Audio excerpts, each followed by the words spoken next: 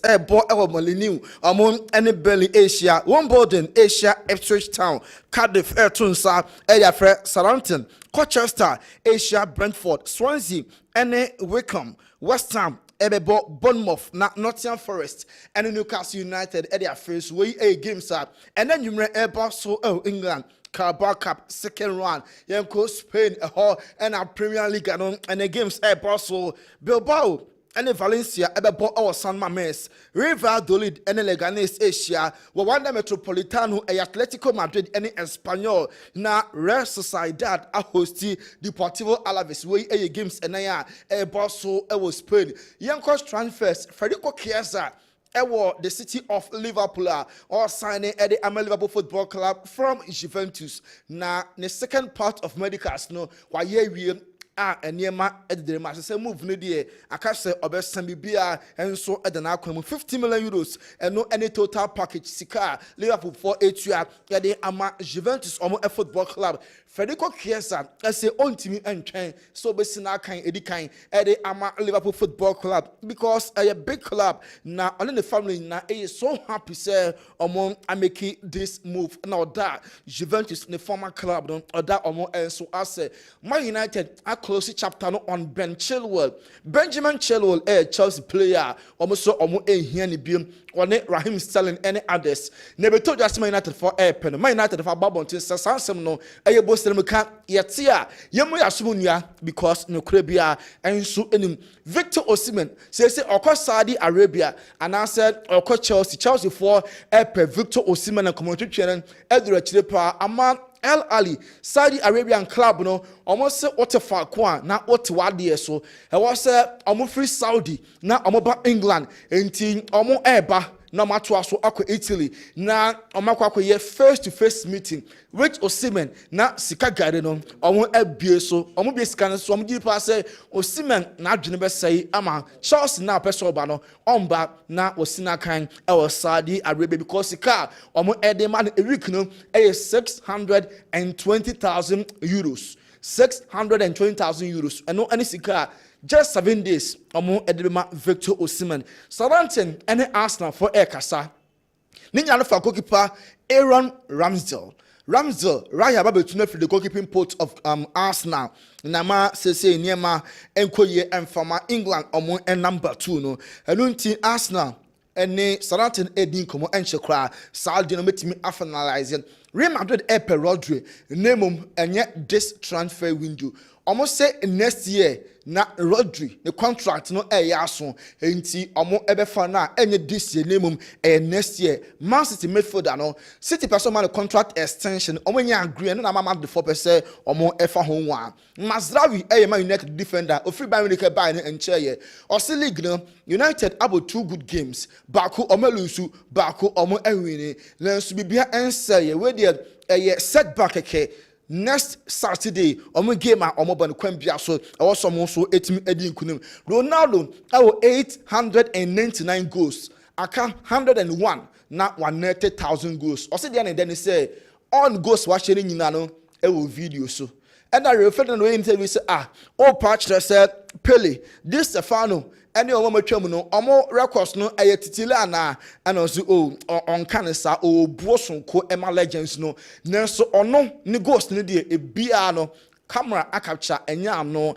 na ye de ebeka until Ronaldo na yempani for ho anwea no Leo Messi after several weeks of prior no and old training until on the 14th of September against Philadelphia Union no obetimi abon ama Inter Miami obeka Copa America you got players we could do 7 hunu man and the year sanctions aba Darwin Nunes ebetua $20,000 on my sanctions so 5 matches ultimate empo Rodrigo Bentancur 16,000 plus 4 match ban Matias Oliveira Ronald Araujo Josmin Jimenez omomiensa suspended for 3 games ebetua $12,000 each Sebastian Caceres Matias Vinan Emiliano Martinez Brian Rodrigo and Santiago Meli and Facundo Pelestri so ye twoma so and yesika $5,000 each now you go football federation so no ya fine no 20,000 nya yensem hu no sabi amoko die Copa America award you na DC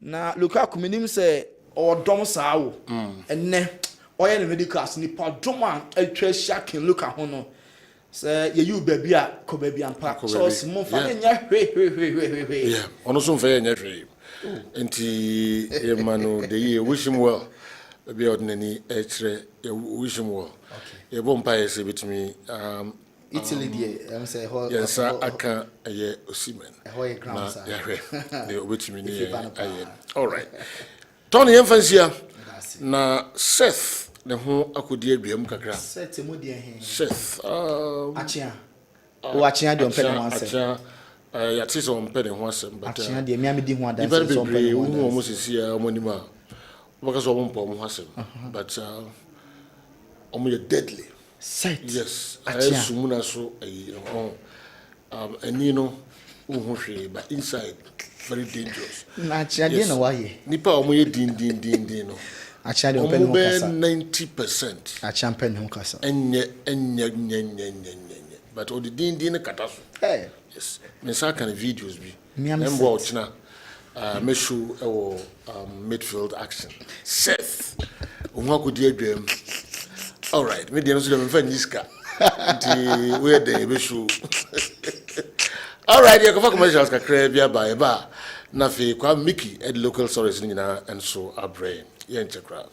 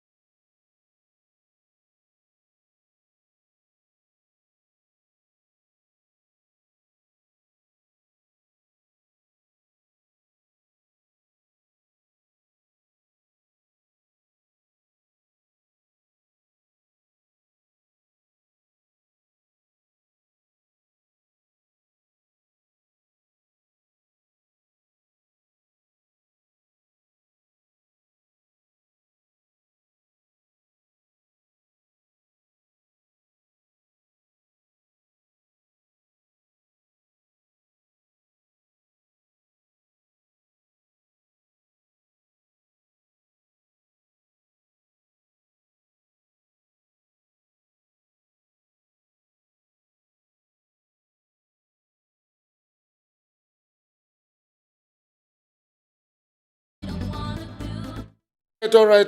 Emrason. Commercials no aba eweye. Kwa Mickey. And Emrason say all the local stories no ebre yen. Mamu nyina kwa babiom eba extra time jumedi so kwa me. What do you know me that say? Mama say femfi across the book aseye. Has I newie wo mo boyfriend ni match. wo eye Togo abrom ne AC Semasifo na airbo na sa game a ekoso no Hasselhoff omo eye physical trainer anasa meka say omo eye technical team members no wo mama update e the fa players no situation no mo be kia me ne betudwa sa brante for na Abdulaziz Nuruddin wo so nim die ntia coach e de ma Hasselhoff watara akache ne say omra eye Ghana nenso so eye Innocent Diafa wacheche mu die ntia sa players a wo mo kopi mu Togo no wo mo mama ababaka wo mo ehwe wo medically. And I am the team physio. In my last conversation, I made mention of 3 players who have had to leave camp in Togo back to Accra due to medical reasons. One of them, Gideon Asante Yeboah, has yesterday returned to camp after successfully completing the last phase of his medicals. The doctors have cleared him and declared him fit to partake in every training activity. We are monitoring the rest of the other 2 players, Michael Ampedu and Aziz Nuruddin. As and when they are ready medically, they shall be also joining the team back in camp. Yesterday in the evening, Sharif Shoaib, one of our hardworking goalkeepers, sustained an injury which came as an accident. He had been taken to the hospital yesterday by the medical team for immediate attention. At the hospital, the doctors and the nurses attended to him and got him discharged yesterday. He shall be out of training for a few days whilst being monitored closely by the medical team. Where someone Innocent Diafa when they has a folk. Womo eye technical team member ma update e fa players no ho a womo prepare ebi ma bagana o masa so ma abehwe o mo yare na masa so ko back to Togo eno ne se de city e wo Hasselhoff akensie no e koso de ne international friendly match na lineup no enie Benjamin Asare na Eda Pomu Yaya Dramani sanso na Ransford Mensah Samuel Amofa Opon Afrane Salem Adams Ramzi Yusuf Martin Kakari, Mawuli Wayo, Kwabena Boateng, ene Asamoah Boateng, Womane Mantia, Womashase, Edama Krasvok Bobokono, Benjamin Asare, Yaya Dramani, Ransford Mensah, Samuel Amofa, Opomo Frane, Salem Adams, Ramzi Yusuf, Martin Kakari, Mawuli Wayo, Kwabena Boateng, ene eye Asamoah Boateng. Womani players make us say Womashase, Edama Krasvok Bobokono, game no enkoso, the so far, and ya obietimi atuatana, and so our Hasselhoff international friendly match, Womo airbo and them and so ho. Then twaso our other stories. Link na mama for a match in live. Link na. Ese utia $1. So what me ashe sa game no. $1 they say for na ntimo ampo se mo hwe match live e wo Facebook which me akwakohwe link no later mo fa link no link no but one match na chance it is no no ne Hasselhoff aso yem free house ni enko Kumasi Asante Kotoko Asante Kotoko ye studio no nam kwaso ko training ahead of one Sunday game or one bababo already they are two just Kumasi Asante Kotoko coach Prosper Netegum o didi yesa se Kotoko timinya a striker obetibi aboa club ni ye papa the atenisa Brenton o sinakan e dem akwa United wo Nigeria friend Wisdom Fernando a Brenton a join Kumasi Asante Kotoko asat now o Kumasi Asante Kotoko camp Kumasi Asante Kotoko camp and a Brenton no ewo awo ni team no na eko eye training but minim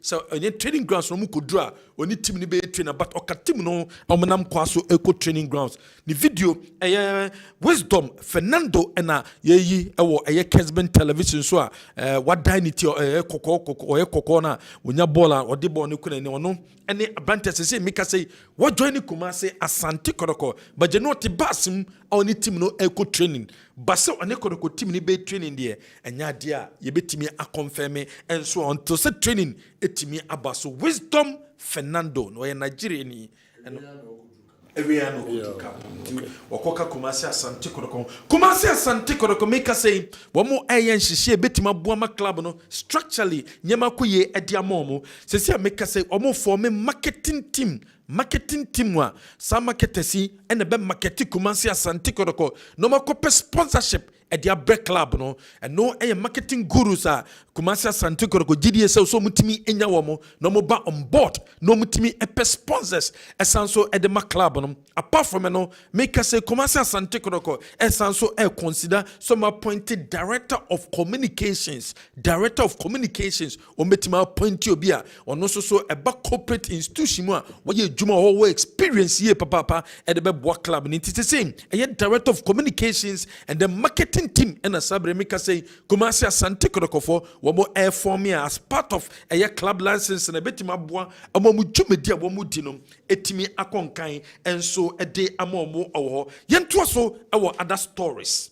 Black Stars on Thursday 5th of September and a Black Stars ebebo against Angola 4 p.m. ewo Kumasi Babayara Sports Stadium and a Kensi no ebetimi akoso na se say the problem yaba ni nyina say players are coach edema Black Stars otuado ato ne sadia from no players no any coach ni din komo e be complaining about the pitch omo hu Babayara no most of the players no complaining e de ma coach no e ma hwemu te se coach no e de ato GF nenim e de ato GF nenim e de afa complaints a ne sakam from pitch no home if we players are omo eba besi akan e de the Black Stars of Ghana ba coach otuado or they to GF no as omo ye hu yen hihye betimi aboa e ma players ma besi akan no wo mu nya problem bia emfa nko back ihwemu chese nhihye no wo mema team doctor ene a Mr. Asante eba be inspection e wo Kumasi Babayara Sports Stadium ahwe pitch no situation said the city and sana Black Stars akensi no etimi abaso but as sat now there players no complaining about the pictures any videos wo matimi ehu enso ye beto so other stories akwesi du ye baby any Gold Stars for CEO was sabre bet na ekoso man for the subo elbo GF no and as man for the subo to nam so affect say ye mu nya sponsorship no womo clubs no and also mu prove omo wrong was the clubs including ono also mu prove obia wrong say nyema sanyema intimi nkoso ye league ni mu so omo timi prove obia wrong and na betimi aboa ema league no aye clean and na betimi aboa ema corporate institutions no etimi aba enu nti say obi ka se betting ekoso a womo ano and also omo ya ade a echese bibisa enkoso. Some clubs some may feel that this is a position, so I will not put my money in. But me, I don't see it to be that way. Until the batting says send amount for suspect send material. I must say, now you pushing an agenda. An agenda. I remember a free legal. This kind of betting communication on NBI on it. A better restore the confidence of our supporters. You see, as we are Ghana Premier League team now open match. Now one way now score and equate Abia 4-2 Ghana. That's why I'm betting. And now say na so open match game now the either amount now score and equate Abia 3-2. Only because why then I am betting, but Abia the antisa. We ayen someone akwese du CEO edema baby any Gold Stars or their tuja e dia fa betting no hom ye to so e wada stories mu a ye mfa tuja say de enya de a ye nsem okopie mu e wo park public account committee asoye abra the honorable sports minister ekopie mu ho ekofa nsense bebreba fa GTV womo sika aban no etuade ma na local organizing committee no etuade mo no honorable wo yo say nya de a parliamentary select committee for sports omuja to debida wo se wiase afa na bia television right enu na ma FIFA sika enu na ma UEFA sika enu na ma CAF sika enu na ma club sika dienti ɛna tournament bɛkɔ so na television right untimi ntɔn na monya sika mfemfiri mu na mo de sika ɛne ɛbɛkɔ akɔtua ɛde ama television station no broadcast wɔse sika o mutua yɛm ɛde ma television station GTV no nya de a parliamentary select committee ɔmbɛgya to ɔmbɛyɛ nhwehwɛmu ɛde afa because TV right de yɛtɔn ɛde nya sika yɛntua sika ɛmfa ma ɛyɛ TV station no. Because you see, one of the major source of revenue for even the organizers of the event. So when you talk of television rights, you can even sell it to DSTV or someone, but the sole, because the more they are also covering the games, then people will buy airtime to advertise on products because you make money. But one was we are now paying, and we couldn't sell the rights instead of us making money to bring down young commitments into this game. No, we are rather paying the stations to come and cover our games. And so let me ask you, cover your foreign media now cover your now the air time now products in their countries other places air to total advertisement airtime is going to add on to them, so they are going to gain double. We be say question party and I'm just say bro and we be say the other mama from Monpreco. So there are so many things that are begging for questions, and so investigation is very important.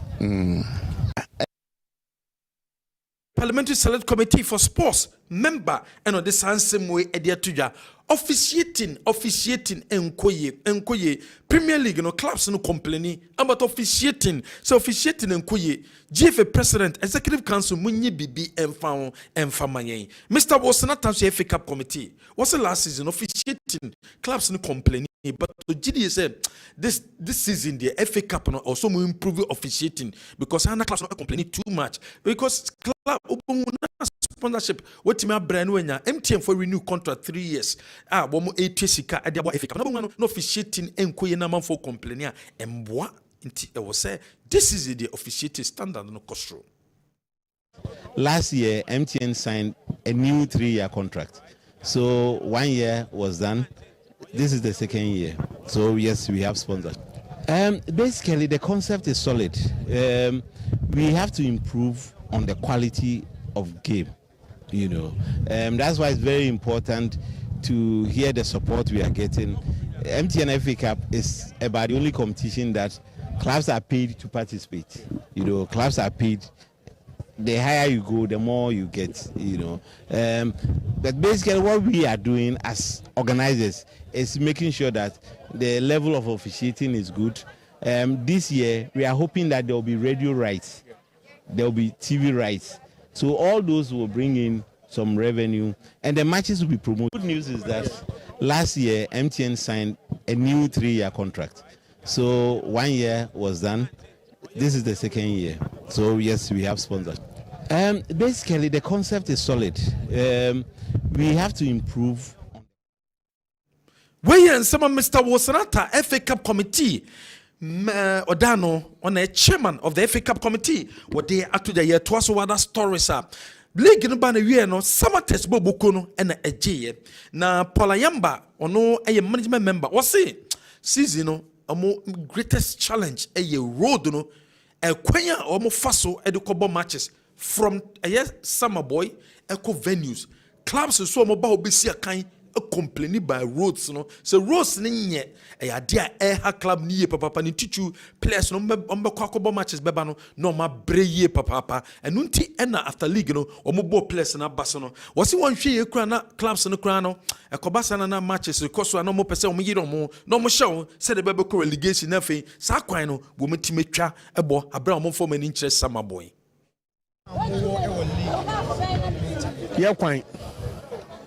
yeah, quite. Me Daniel na me a donor me say some at Saji League na.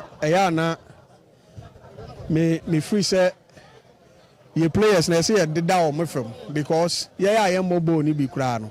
So to kwan free summer boy now be dra kra de honam yo. Enya say kwan ni wa bebre o.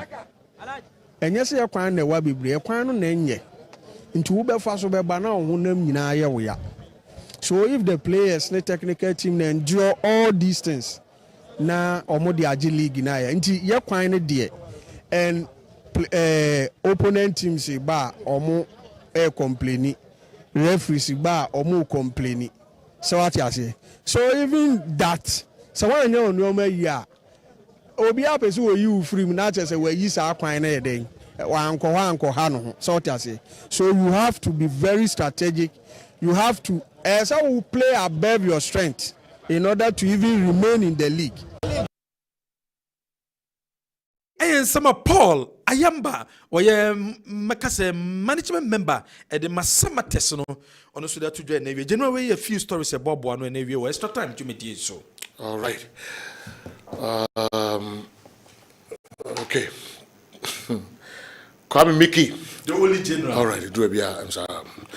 Yedebesia na fi ya stories no emu kakra and I'm say Andy one top okay intina and so eno all right the stories no mu kakra na we extra time jumedi id ebro enwumre bia dian na onso wadwen kire etie sei na onso o kire wadwen de afa stories ye ho 0551599933 wadwen kire any saying our story see Andy why crado minimum why ready my ready yes okay maminti we okay all preseason I think say coach Watara sha say so your preseason no has able games you share House of Folk against Kumasi Asante Kotoko you share House of Folk against Heart of Lions you share House of Folk against Bechem United you share all these games so far as the House of Folk preseason are concerned.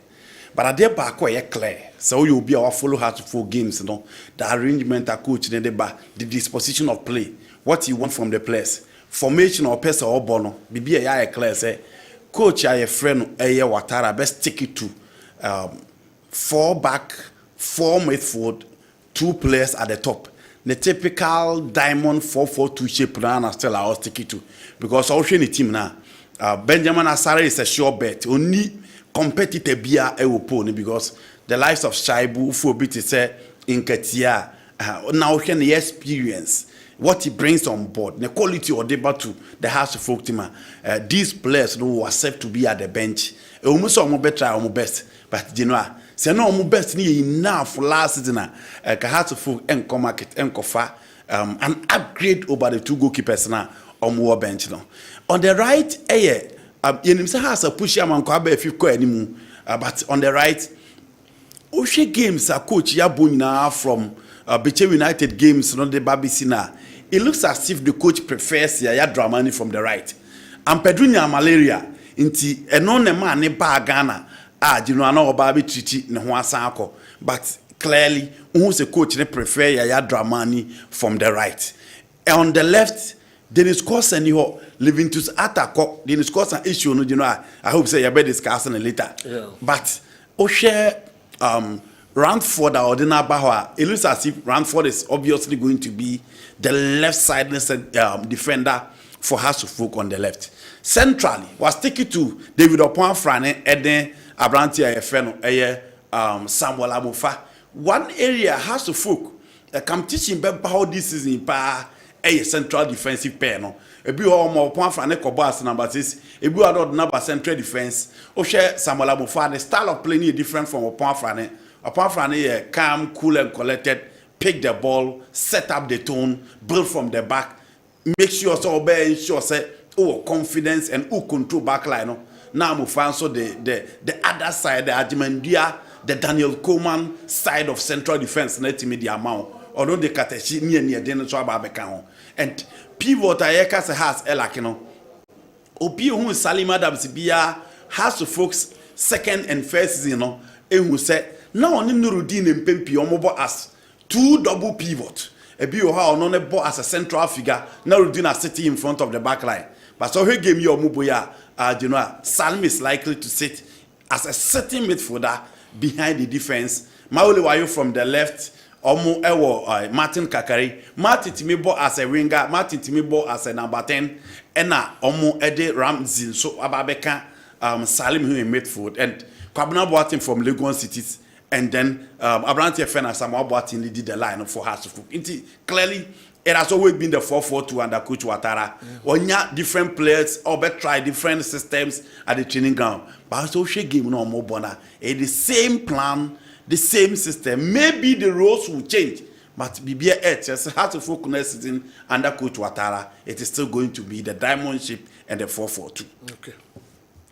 Now, you know, me share Aziz in some na me work question kakra ho. Player Aziz in the way. Abdulaziz has a okay. Has a folk. Omo midfielder and left-footed player. Nuruddin. Abdul Aziz Nuruddin. Okay. You said last night Kase has in cotton number 6, because I feel no Oban on Nana has a fans be a castle or hold your money number 6. No credit me, the maturity level and the quality, no, so a fitter, or be him so a sure bet. But you know, Ofri Togo nebai. My question is, time and penny for Kase Omrano. What were the training regiments? Oma money training session bia. Nobody is monitoring him at the training ground. Only physical trainer be on any training. Until obey the one who the level of the player. Now the nababe compare players or more preseason because you know players or more preseason, you know, a year no one who day and no man can cost. Until some my player befia even them rough on the crown. Some book every year, some would die players and so omumbra if you me home. Omo the training I was so befia we at the moment. Last time, na me deal with an agent versus a player. As some more catch them and say, player no person or the quite brutal no quite trials no. Team no any quite trials na common in bed 3 weeks. So the player needs to train very well and so what me catch up. Coming back to Accra to make sure that Yemabeku isn't bad. But I think so what is missing is a branch no any obia all monitor and no money training regiments at the training ground. Okay. Now Kotoko assign Wisdom Fernando. Yeah. Mickey Ka say Kotoko say omo per striker. You know we or your forward. Yen come will be anti say or your forward. Your case will be your forward that the person training say or your players no omo ball from left or omo ball from right. Your players omo team ball from right and omo ball from left omo your midfielders. Omo na Italians no e from the Mezzala no. Half midfielder, half winger. We or your forward or both from Untentenwa into Sawohena or you're more of the Vini type of a player. The Bia Obehuna no, a Hona Obehuno, but Bia and Chenche Hono, a Hoda Obehuno, or Timifa Free Hono, and the central phase of the opponent goal area. Now the person chance of Fabon from Anoa, or Timmy the Baby 18 now a bashe and answer our pass. What when you chance I hear the videos in general? Or everything a good forward a war or say goals or train or run it or create space or create for opponent to score and excellent in one-on-one situation. And on any man Abrantiano Edeba I'll be a so bit him the about the Kotoko attack. So she Kotoko team now. Sejo and Chencheno Benasomuako Pitamidu Aqua Abrantia Saka Dauda ho and I'll be your bit se babaya. So far these players are. For bit se babaya, you know. At Kimfesa he played 34 games, he scored 3 goals. Last season about 25 games and I'll say 2 goals. In 2 seasons, 59 games now and was 5 goals. Into the babaya beto. Now for bit se Peter Amidu Aqua, you know. For bit se Peter Amidu Aqua, America said 29 games that he played, he scored 4 goals. Honorable in the Fafaso. For bit se Saka Dauda, he played 32 games and I'll say 8 goals. Inti players no more no nyina. You know, almost a Saka Dauda and it goal scoring in the washroom. Yaya Baba Yaya de of them, Peter Amidu Aqua de no of them. And Chelsea players never the ball of them, but I'm dealing with a dear friend goals. Ghana Premier League no check teams no more de ball so no. So okay Samatesa. Now more even so say who or share more than 8 goals a season. Say Okubrekum Chelsea. Or more Amankona or 17 goals a season. wo a wunya chance Accra Lions bi who bi te say Dominic Awuni don mo nso won chenche a no mo goals.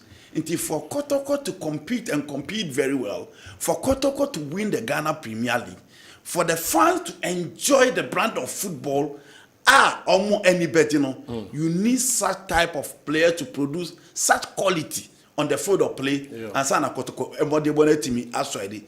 And Tijenoa, Abrante, for now, they made me a so the Akasa in videos, Samare, Nanyamian Ukraine means so heavy videos or your quality, depending on the videos. And a Niema or Debano, share a kind of fast ball and look at this one-on-one situation. Share the relationship with the ball, share the control, share the take-ons, share the attributes or debut to the final third of the pitch. And only idea Obi expects to obey me. And the videos you want a current?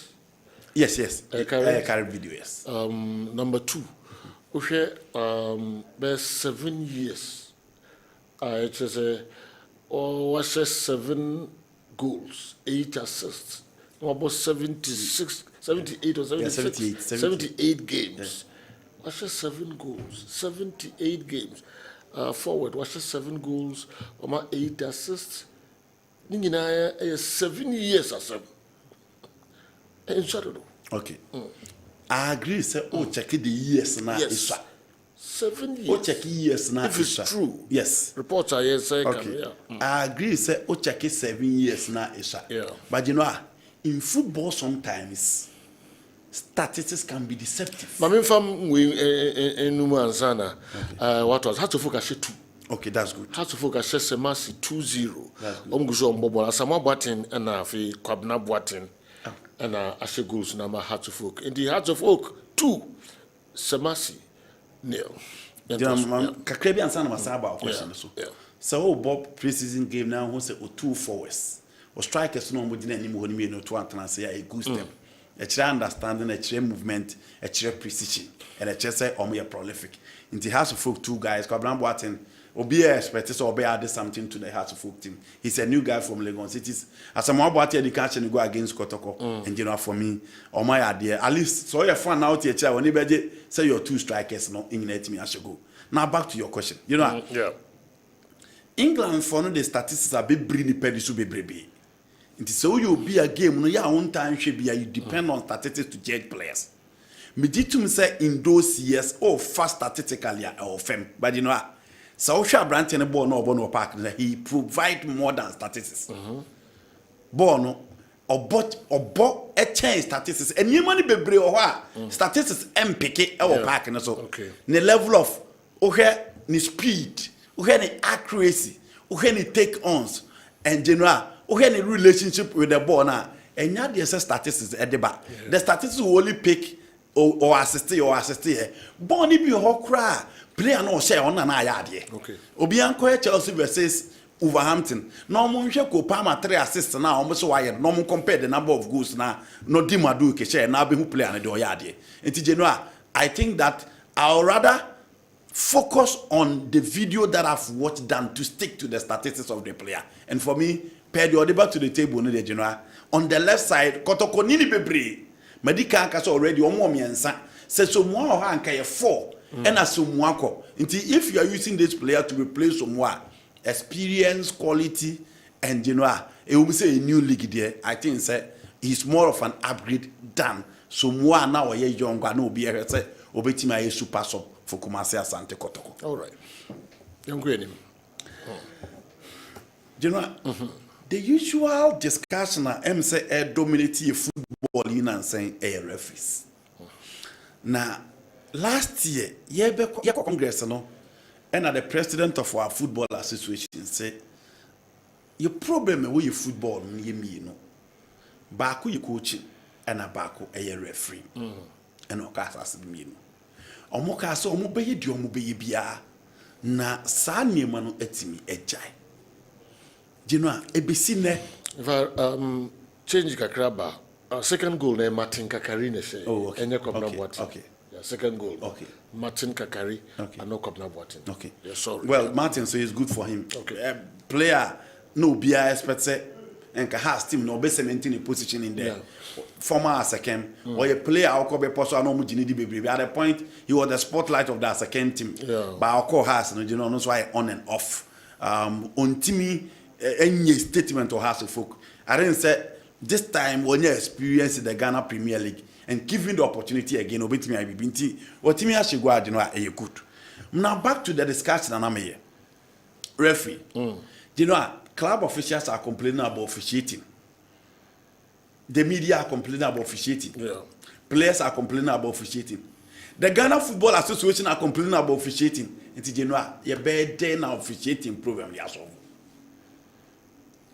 The baby say, referees now mudi born. Whether so be befrel, whether see a best stage the amount, whether so be catch us from running shows them, whether say, what Bob Jimmy person or Kwakudi ama ubino, fashion utrimu say, ube interpreted the loss of the game to the level of winning. Ethiopia, and follow Bia, and more beyond Sawatin, and then the empenning for the abane say, I feel crowd is a Martin Uti, now you who say what saying na, you bet bandy or mwaka cotton fee. Minim Seraphica Labe Castle referees, so you almost are, oh, good Jumano, because you know, say you count to the poor officiating at you who Ghana Premier League man. Why share you more league in you know, na referee be a coffee. But they say, baby, a druno. Yeah. And penny funny option be a. Dan say they know and one or more because referees no say game no. The team for the Air Congress or the coin say, Omo betimi a convince the number 12 man. Now what football no baba hen ni anje. Na general number 12 ne hwan. Number 12 near the fan base, the supporters. Yenche 2020 UEFA Champions League without fans. Na game when it say enye football. Bayern Munich ne Paris Saint-Germain ever Champions League final Portugal no. Enye football na wo because the us fans are always expecting some beba and the inflating support about beba teams on be ball munsem on be tunum on be edgy players on players the who some more numbers behind them on be draw a certain mosaic on be colorful e event na say ama TV ni so aye feta o football ni this stadium ho nti on enjoy yenhwe Ghana Premier League without supporters send an game this here and in order to convince the fans you share about quality. You share about your players in stay. You share about less exodus of players. And some of fans can so also will be a phone line things they see and they say referees ne say bono, referees ne say bono, referees ne say bono. Inti referees muni na amontena se. Obi e ye ne chefa say Ghana football ni be ye FA ni ye omo de media ni ye omo de teams ni ye omo de players ye omo de dia can say Ghana Football Association any penny for omo da football na no omo ye in charge of referees you know omo betimi am the best of officiating yen can say emrofo no omo nye mistakes top officiating top referees the Matthew Horse the Danielo Santos the Simon Moseniak, the Stapitanes, Opia mistake ni bi, but general, mumu mistakes ni dia, eyana mumu mistake ni dia do be call relegation, mumu mistake ni dia do be G League, mumu mistake ni dia emayen timi sambo quality of materials or Ghana Premier League. Na yin timi fan ko under 17 World Cup, under 20 World Cup in timi nkobi, Black Matthew timi nkobi a blast out on ye kwa nkoyi. Inti referees na kasa so ntenase. No mo so mo say what is actually wrong? What is the problem? Inti your game Saturday, Sunday na dwada ye be adwuma. Instead of us to discuss tactics, instead of us to discuss the performance of individuals and the players, na ya ba betena say referees. You know, until so mo so be si agina, no mo hu say game no almost say no. Inti also omudi ni no ye be discussion ya enkusi be ya time na nim enka ye sign repeat Mr. Keto Kriku FA president nsem odi tudwa fa referees no na exams no mupi no if you put 20% 30% ebinom chese na enkoyi kra na enso referees handle games akese ayebusa simple basic questions ewo mwankasa mumra ne ade ho no mu feli ha dwen nyame boy chinam sa na pay boy ochina yebesa sisubio na eno so ya twetwe ho enkomo FNA fa referees 10 amoa betuo moka monthly any nsema hodo pi ade nyina no efa referee nsem no ho referee Kalaba join e nyame yadom ochina na almost views about chef fra efe no ade tudwa no nso ye de ebebremo say statistics is sometimes deceptive, so as YouTube videos of a player. Before Anthony joined Manchester United, his videos on YouTube will make you think he deserved Ballon d'Or at that time. So Andy should take his time on that Fernando guy. Sikapa, Methodist Hospital, a bura so the way aba. Was man jino? Na man can say we the videos na oyade say na videos no MPP a deceptive. Okay, on the side of that nipa. Oh, me too. On the side of Anthony, the issue has got nothing to do with YouTube. Anthony's performance was sublime for Ayas. He performed very well for the Brazilian national team. Moving to a different team, now feeling doesn't mean it was because of your YouTube videos. Eden Hazard, the whole Hazard move to Real Madrid, he failed to live up. It is part of the game. You know, player no minimum no baby. The men who hear the videos and I'm speaking to the videos. I'm not saying he's the player to take Kotoko to the promised land. I'm not saying he's the player, Africa Cup na Eludi Kotoko, no, he's going to bring it. I'm only speaking to the videos and the video that I've watched, he's a good player. No, see, and a deceptive. The man rely so much on the videos. And it can be deceptive. Not all videos are deceptive. It can be deceptive. I agree. But you know, a player that I don't know, see as also kwa compete mu abrochire. Na say only team because na only agent because the first thing that he will request your videos. And only had your bedi ahwe say videos we dey ba player nemra. Videos we dey me prepare a invitation for the player no me trust dey hwe no. In as much as videos can be deceptive, the fact is also that teams ne per player, the first thing that they request, whether having a scouting report or not, they will need videos to testify whether you're a good player or not. Okay. All right. The next is a baby, yes, videos, no, omoji, tapes, no, yes, omoji, yes.